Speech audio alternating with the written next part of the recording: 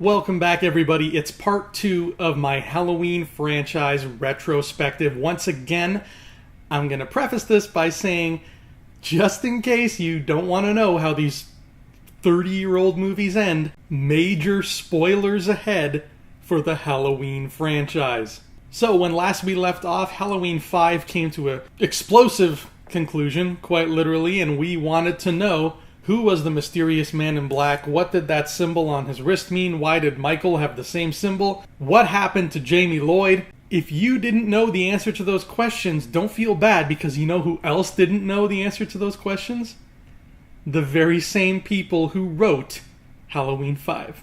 Welcome to disappointment country. Take a good long whiff, because that's what it smells like. Yeah, I'm not making that up. The folks who wrote Halloween 5 wrote in all these crazy little plot threads that were left dangling, and none of them had any idea what to do with said plot threads. And after leaving us on such an extreme note, wondering what would happen next, we had to wait not 1.5, but 6 years for Halloween 6. Halloween 6, The Curse of Michael Myers. I'm going to be real with you right now. This is on my list of the 10 worst movies I have ever seen in my life. And I'm not joking. I'm not trying to be funny. I've got a list. The 10 worst movies I've ever seen in my life. And Halloween 6, The Curse of Michael Myers, is on that list. I mean, talk about an absolute shitting of the bed. Okay? As far as I'm concerned, this is the king of all bed shits. You know, we had this neat payoff for something that could potentially be kind of cool. When you look back at it, it's like, okay, they tossed out the cool idea from Halloween 3 of making it be an anthology, and instead they just stuck to Michael Myers all the time, all day, every day. And it's like, okay, fine, we'll at least do something kind of cool with Michael Myers. And they started to do that, and then they just threw that all out the window too. So what went wrong with Halloween 6? What was the answer to all the questions from Halloween 5? I'm going to try to sum it up as quickly as I can. May God have mercy on my soul. Here we go. The identity of the man in black is revealed to be Dr. Wynn, and Dr. Wynn is the other doctor alongside Dr. Loomis from Halloween 1, all the way back in the first movie, who work at the mental hospital where Michael Myers was kept prisoner, for lack of a better term, and Dr. Wynn was part of a huge cult of people who existed underground, and nobody knew this cult existed, and the whole purpose of this cult was to fulfill the prophecies of an ancient druid curse. And that symbol that we see on the Man in Black's wrist, and the same symbol that's branded into Michael Myers' wrist, and the same symbol we've been seeing everywhere else all throughout the background in Halloween 5, that symbol is an ancient druid rune that can be seen in the constellations of the night sky around the time of year that happens to coincide with Halloween, and that rune signifies some kind of apocalyptic event where a lot of death and destruction is going to happen. And the only way to keep all of that death and destruction at bay is for one particular family to be sacrificed completely in the name of this druid curse. So the entire existence of this cult is based around finding a family, sacrificing every member of the family in order to keep the curse at bay. And this family happens to be the Myers family. So the cult has been controlling Michael all this time, using some kind of mind control powers to make Michael run around and kill every member of his family in order to stop the curse. But of course, Laurie Strode was his estranged sister. She got away. She removed herself from the Myers name entirely. She was adopted by a foster home. So it took a long time for them to track her down. That's why he's always trying to kill Laurie Strode. And that's why, even though Laurie's now dead, he's going after her daughter, Jamie Lloyd. And even though Jamie's a little girl, she's managed to evade him all the time. But at the end of part 5, she is actually kidnapped by the Man in Black when he breaks Michael Myers out of prison. And when this movie picks up 6 years later, or however long it's supposed to take place, Jamie Lloyd is now a teenager. Michael Myers has been forced to rape her by this cult. She has gotten pregnant. She has a baby, and the baby is Michael's. So the baby's father is Michael, but Michael is also the uncle of the baby's mother. It's crazy incest. It makes no sense. It is absolutely batshit bonkers crazy. And in the first 10 minutes of the movie, Michael Myers kills Jamie Lloyd, our hero that we've been following since 4 and 5. All of a sudden, boom, she's dead. She's out of the picture, like with no fanfare whatsoever. She's just gone, kaput, and we never see her again. And now the rest of the movie is about Michael trying to track down this baby and kill the baby because the baby is the last surviving member of his family, and he needs to keep killing his family members to stop the druid curse from happening. But if that's the case, why did they keep making babies in order to, it doesn't really make sense. It's just like they're creating lambs for the slaughter, and at which point, how do you stop the curse? Oh my god, this is why Halloween 6 is a movie I don't care for. I guess one saving grace here is that Paul Rudd is in this movie. Everybody loves Paul Rudd. And one kind of neat thing is that Paul Rudd's character is Tommy Doyle. And Tommy Doyle is also another character from all the way back in Halloween 1. He's a little boy that Jamie Lee Curtis was babysitting on the fateful Halloween night when she was attacked by Michael Myers. So between the Dr. Wynn and the Tommy Doyle connection, there's kind of continuity. There's kind-of-nuity. There are 2 different cuts of this movie, from what I've heard. There is something called the producer's cut, and then there is the theatrical cut. The one that I saw is the theatrical cut. Apparently, the producer's cut is even worse. Yeah. Just going from what I've heard, through the grapevine, the producer's cut was the cut that they showed at really early test screenings. And when those test screenings got super negative reactions from the audience, they went back and reshot a whole bunch of stuff, particularly in the climax of the film. I'm not 100% sure what all the differences are exactly, but from what I've heard, the producer's cut has a bit more Michael in it, whereas the theatrical cut is light on Michael and more heavy on, like, Paul Rudd and Dr. Loomis and the hero characters. So, I don't know. I don't think the producer's cut is very easy to get a hold of. I've heard there are some bootleg versions floating around on DVD somewhere out there in the world, but I have no desire to track that down because, frankly, I do not have to step in shit twice to know it stinks. The best way I can put this, maybe I'm weird, maybe this is just me that this happens to, but if you agree with this, please let me know. If there's ever been a point in your life where there's been a movie that you have been looking forward to with all your heart and soul, okay, like you are just itching to see something and it's, it's still months away, it hasn't come out yet, and you're just waiting so patiently for the movie to come out so you can watch it, and you want to see this film so badly that before it comes out, you start having dreams about going to see it. And then waking up and being like, oh shit, it was just a dream, I didn't really see it. That happens to me pretty often, mostly with Star Wars movies, because I'm always looking forward to a Star War. A lot of times what will happen is I'll have a dream, the anticipation builds up so much that my brain can't handle it, and I'll have dreams where I go to see a new Star Wars movie months before it comes out. But in the dream, the movie is always super disappointing, because, your dreams are not really coherent. So, I'll dream that I'm watching a Star Wars movie and then all of a sudden, the movie stops for 45 minutes and everybody in the theater walks outside and BB-8 is outside the theater and just rolls around in a circle, and that's part of the movie. Like, just absolutely bonkers, insane stuff. And it's always disappointing. You're always thinking like, oh god, this is terrible. This movie's going to be bad. And then you wake up and you're like, oh, I'm glad that was a dream.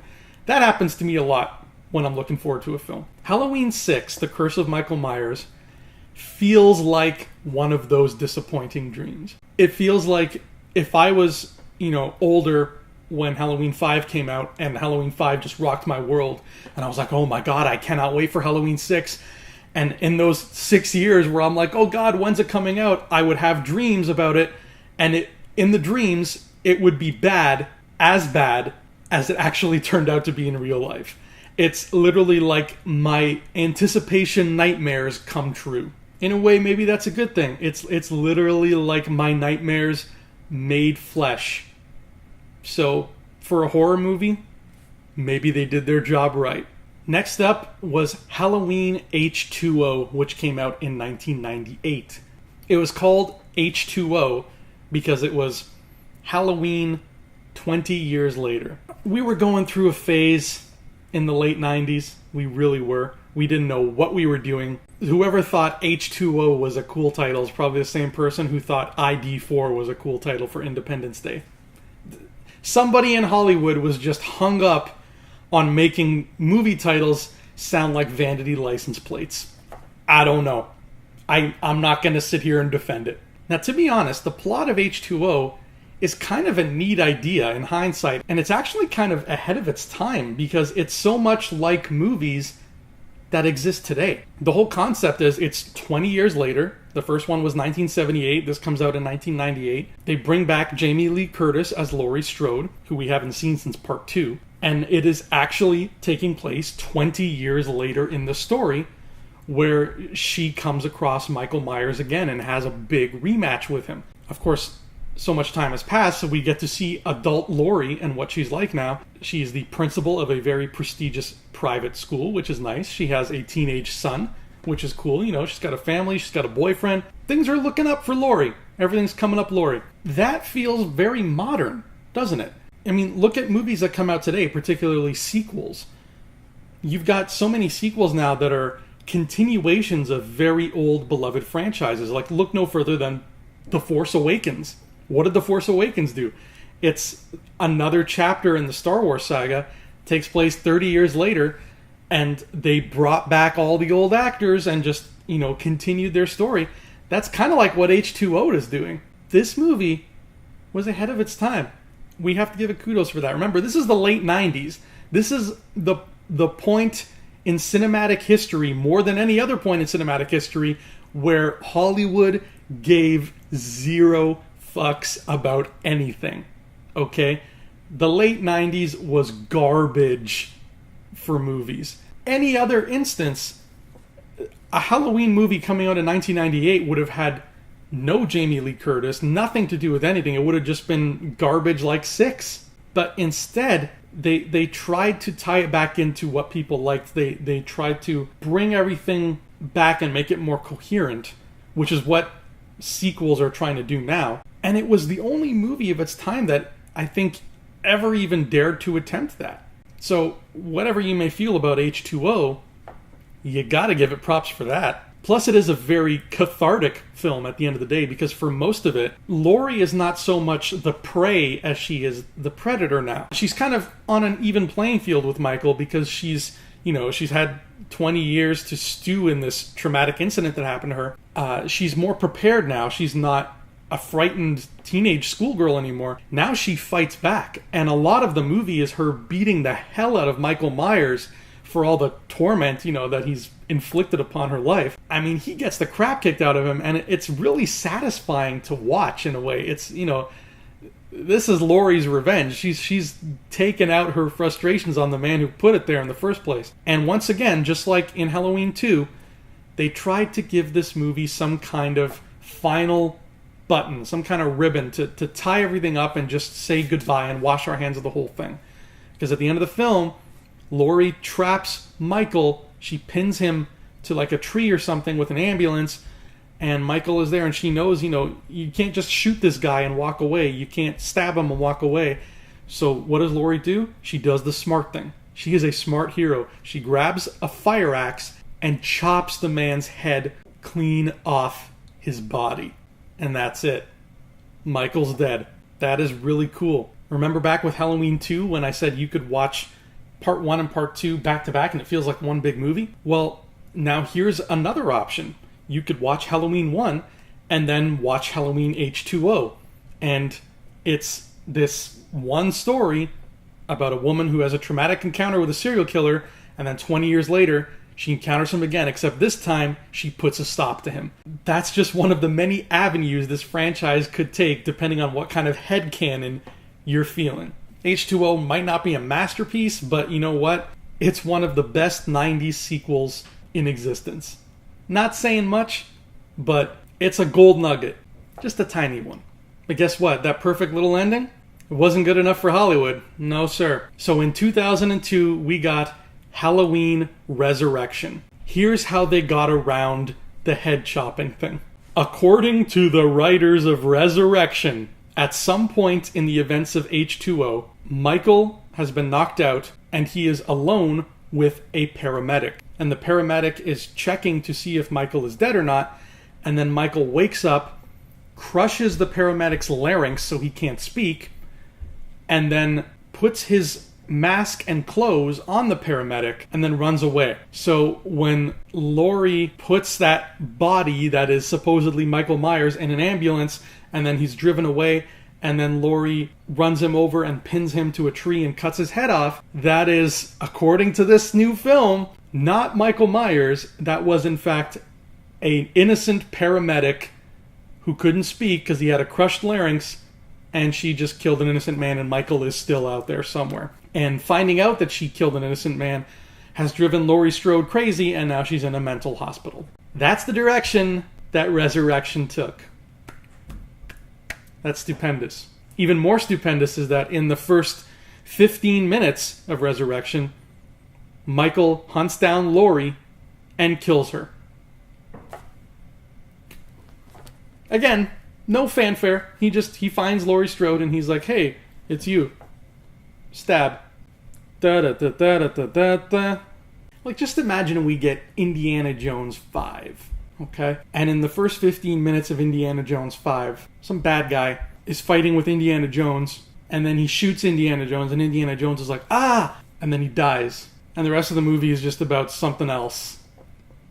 But it's still called Indiana Jones 5. Resurrection, everybody. So no more Laurie Strode. What's this movie about? Well, would you believe me if I told you that now it's about Tyra Banks and Busta Rhymes hosting a Halloween-themed reality show where a bunch of random horny teenagers have to spend the night in Michael Myers' childhood home in order to win fabulous cash prizes. What am I doing with my life? That's the plot. That's the plot of Halloween Resurrection. A reality show with Tyra Banks and Busta Rhymes. And Michael Myers just shows up and is like, "Hey, I guess I'll stab some folks." We could have ended it with Laurie chopping his head off. But no. They had to pull the bait and switch. Come to think of it, why is this movie even called Resurrection? If that had been Michael, and then, like, you know, through magic or something, he came back from the dead and put his head back on, then yeah, he's been resurrected. But they made it very clear that it's not Michael, it's a random paramedic, so nobody was resurrected. It should just have been called Halloween Not Dead Fooled You. Oh, and I'm sure you've heard about this already, but just in case you don't know, you deserve to know. The climax of this film involves Michael Myers fighting with a kung fu kicking Busta Rhymes. And Busta Rhymes speaks the line, "Trick or treat, motherfucker." Guys, this is a real movie. This is real. I'm not telling you lies right now. This is a real thing. So with Resurrection there and gone, and it's out of the way, it looked like the Halloween franchise was down for the count, and I think we were all fine with that. But then along came a fella by the name of Rob Zombie. Rob Zombie is an unabashed lover of all things horror. He's a huge horror film buff. So at some point, you know, when he started making his own movies, Rob Zombie decided, hey, I'm going to make a remake, a gritty remake of Halloween. And everybody knows 2005 to 2010, that was the half decade of gritty reboots. They were all over the place. And right smack dab in the middle of it, in 2007, we got Rob Zombie's gritty reboot of Halloween. Now, this pretty much follows the plot of Halloween 1, but it has its own interesting twist on it because the first half of this movie is a Michael Myers origin story. We see Michael as a boy. I think he's like 9 or 10 years old. He speaks, and he's a boy who speaks, you know, and we see what happens to him to make him become a murderous serial killing monster. The answer is not very subtle or complex. The answer is he comes from a white trash family, and that makes him mad. Still, it's kind of cool and kind of interesting to see the Michael Myers story elaborated on in this way. It's, again, you know, this was the half decade of gritty reboots. This is sort of the Batman Begins for Michael Myers, if you will. Then once we have that plot out of the way and Michael grows up, at that point it becomes Halloween 1. We have a new actress playing Laurie Strode, and Michael's chasing after her. We have Malcolm McDowell, who is now playing Dr. Loomis, and it's the same plot as Halloween 1. So if you liked Halloween 1, here it is again, just with shiny new 2007 cinematography and Malcolm McDowell. Everybody likes him. Another interesting piece of casting that I thought was kind of cool was Danielle Harris, who played Jamie Lloyd in Halloween 4 and 5. Remember her? She's back here as one of Laurie Strode's high school friends. Now she's a grown-up, she's an adult, and Rob Zombie's like, hey, you're a veteran of this franchise, come aboard, you can be one of Laurie's friends. So Danielle Harris is back as a character in Halloween, which is nice, because she was one of the standout characters in the franchise, at least for me. As far as reboots or remakes for horror films go, it might be one of the best. I'm not going to lie. I never saw the Friday the 13th reboot or the Nightmare on Elm Street reboot with Jackie Earle Haley, but from what I hear, they are the blandest things in Blandtown. They are absolute nothing. Like, that's what I heard. They're just dry toast, bland, the worst, most uninspired crap you could imagine. This Halloween reboot is okay. It's okay. It's a decent film. If you really, really, really like the original Halloween, here's a chance to see it through a new lens. Do with that information what you will. Further proof that this film was better received than the Friday the 13th or Nightmare on Elm Street reboots was that, unlike those two, this reboot actually got its own sequel. That's right, because 2 years later, in 2009, we got Rob Zombie's Halloween 2. Now, to put it as simply as possible, folks, Rob Zombie's Halloween 2 is weird, man. A lot of the movie is spent with Michael having, like, weird dreams or visions or hallucinations or whatever the hell they are about his mother, where she's, like, walking around looking like Galadriel, and there's a white horse all the time. This movie is just insane. Like, it's an acid trip. It really is. And it didn't do it for me at all. It was tough to sit through. It was just like, oh, what is happening? Get to the point. And another thing that's kind of a turnoff for me with these two Rob Zombie films, particularly the second one, and this is just my opinion. Folks out there, you might love this about these films, and if you love this about these films, that's great. But the aesthetic of the films is a bit too rock and roll for me. I love rock and roll, and clearly so does Rob Zombie because he is a rock star. But everything about this movie feels like the dirtiest parts of rock and roll, if that makes sense. For example, like, everybody in these two films swears like way too much, but not in like a fun, like, poetic swearing way, like in a Tarantino or a Scorsese movie. It's just like weird swearing, like swearing that a 13-year-old would say because they think it's cool to swear. And that's like a very, like, grungy rock and roll kind of mindset. Like, yeah, let's say the word tits a lot because that's cool, because cool kids say tits, right? That mentality is rife in both of these films. And also, just the way people look and the way the environments look. I mean, so much of Rob Zombie's two films takes place in, like, dilapidated, like, white trash houses, or just grungy bars, or the filthiest strip clubs you could imagine. And every character, even, like, the so-called good guys, every character looks like they just reek of, like, Budweiser and cigarette butts. There's even a part at the end of Halloween 2 here where we see Michael Myers full on without his mask. We see his face. And what does he look like? Well, he looks like this. He looks like a rocker biker dude. Like, he's got the long Viking beard and long flowy hair. He looks like the kind of guy who would be at a Rob Zombie concert. Like, he looks like an extra from Sons of Anarchy or something. And for me personally, that just felt too much like the creator trying to insert himself into the art, if that makes sense. Again, I like Rob Zombie. I got nothing against him, but that's just how I felt. Like, it's too much like, these are all the things that I love and stand for, so I'm going to keep shoving them in your face. Here's seedy strip clubs. Here's rock and roll. Here's cigarettes and beer. Here's biker dudes. And that's fine. But that's not really Halloween. And for it to be just dripping with that atmosphere, like, you really have to love that atmosphere. If you do, great. You're going to love these movies. You're going to have a fun time. I'm happy for you. But if you don't love that atmosphere, you're not going to love Rob Zombie's Halloween 2. Just putting that out there. And at the end of the day, I'm not the only one who wasn't a huge fan of Rob Zombie's Halloween 2 because there was no Rob Zombie's Halloween 3. And there hasn't been a Halloween film at all since then. And that was 9 years ago. But now that's about to change. We've got a new movie just on the horizon. It's coming out tonight, in fact. Simply called Halloween. Again, I kind of wish they'd gone with a better title, but fine, whatever. But this is yet another entry in the franchise that ignores everything except part 1. So again, you could watch part 1 and part 2 back to back and have that be the final story. You could watch part 1 and then H2O back to back and have that be the final story. Or now, you could watch part 1 and then this 2018 movie back to back and have that be the final story? We don't know yet. We'll see what happens with this new film. There will be a review up right here on the channel on Friday for Halloween 2018. But that has been my Halloween franchise retrospective.